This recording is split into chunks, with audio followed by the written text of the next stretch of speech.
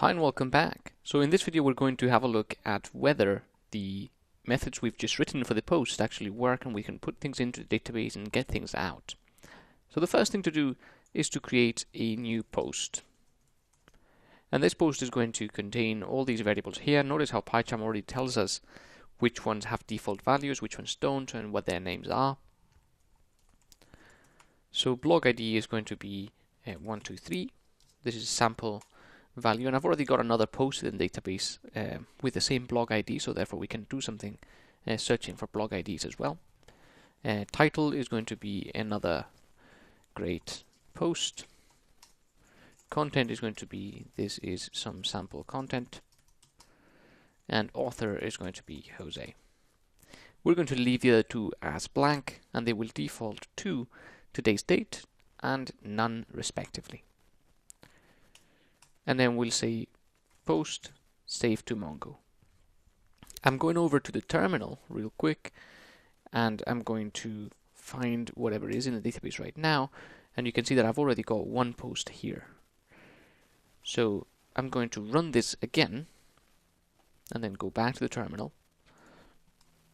and find again, and now notice that we've got two different posts. One of them is another great post that we've just put in, and notice how the date defaults to 20th of September, which is today. The time is 11:36, and this is an interesting problem here slash thing. The time right now is actually 12:36. However, because we said UTC now as being a default and not just now, this is not time zone aware, meaning that's what the Z means at the end. This is doesn't have any time zone data. It is simply at +0 UTC time zone essentially. And you should use this time zone when you're putting things into the database, because then it is very easy for you to convert from a time zone naive object like this one into a different time zone. For example, if you wanted to convert it to British time, you simply have to add 1 hour to it. However, if you store it in British time and you wanted to convert it to American time, you'd have to know how many hours you've got to subtract from British time to make it American time.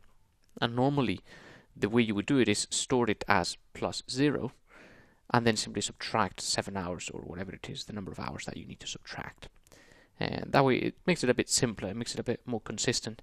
And if you always use UTC time as opposed to your local time when storing things in a database, that means it is much more easily localizable. So that is simply something I would recommend.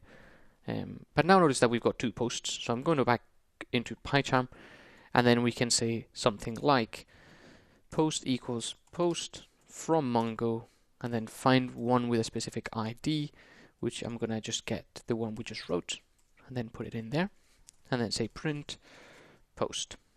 And then we press play again. Notice that we found the content from the database with that ID, and that then we are able to print it out. Brilliant. We could also do, instead of from Mongo, we can do from blog, and then pass it in the blog ID that we just gave it.